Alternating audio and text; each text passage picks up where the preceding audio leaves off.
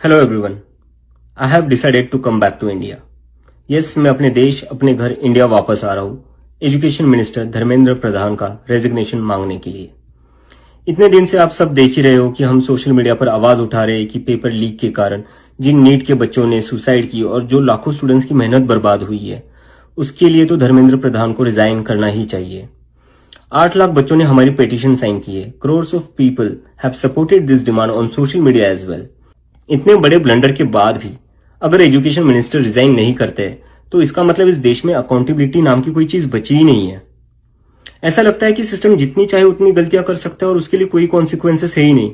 सारे consequences students के लिए है। ऐसा कब तक चलेगा?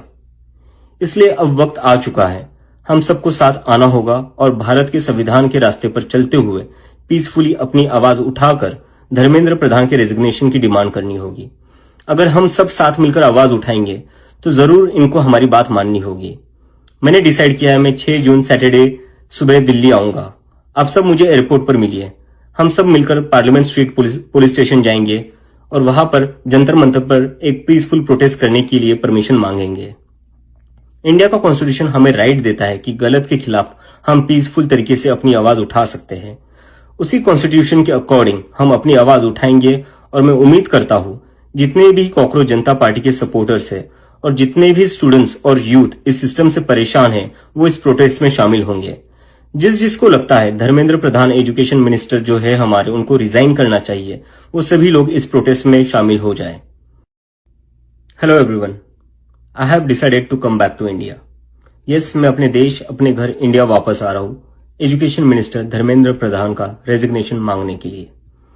इतने दिन से आप सब देख ही रहे हो कि हम सोशल मीडिया पर आवाज उठा रहे हैं कि पेपर लीक के कारण जिन नीट के बच्चों ने सुसाइड की और जो लाखों स्टूडेंट्स की मेहनत बर्बाद हुई है, उसके लिए तो धर्मेंद्र प्रधान को रिजाइन करना ही चाहिए।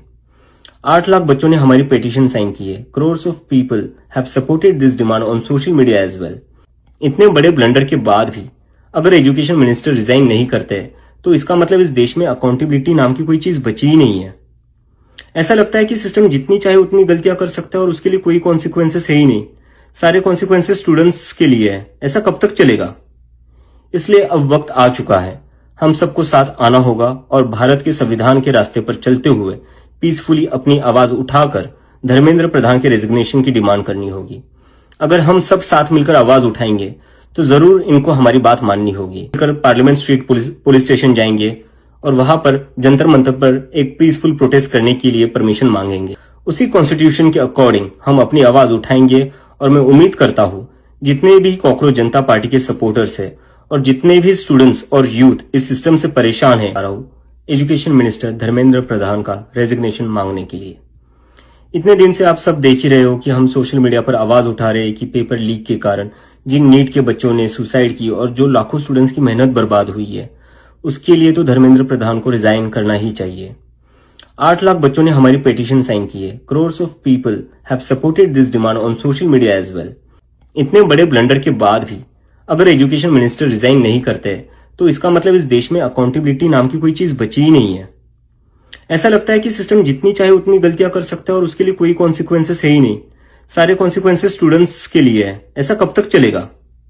इसलिए अब वक्त आ चुका है, हम सबको साथ आना होगा और भारत के संविधान के रास्ते पर चलते हुए पीसफुली अपनी आवाज उठाकर धर्मेंद्र प्रधान के रेजिग्नेशन की डिमांड करनी होगी। अगर हम सब साथ मिलकर आवाज उठाएंगे तो जरूर इनको हमारी बात माननी होगी। मैंने डिसाइड किया है, मैं 6 जून सैटरडे सुबह दिल्ली आऊंगा। आप सब मुझे एयरपोर्ट पर मिलिए। हम सब मिलकर पार्लियामेंट स्ट्रीट पुलिस स्टेशन जाएंगे और वहां पर जंतर मंतर पर एक पीसफुल प्रोटेस्ट करने के लिए परमिशन मांगेंगे।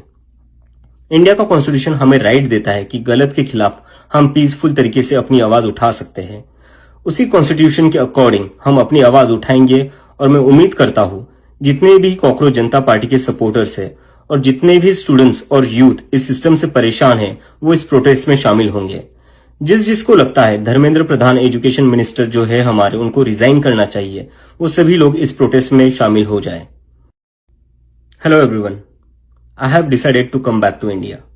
यस, मैं अपने देश अपने घर इंडिया वापस आ रहा हूँ एजुकेशन मिनिस्टर धर्मेंद्र प्रधान का रेजिग्नेशन मांगने के लिए।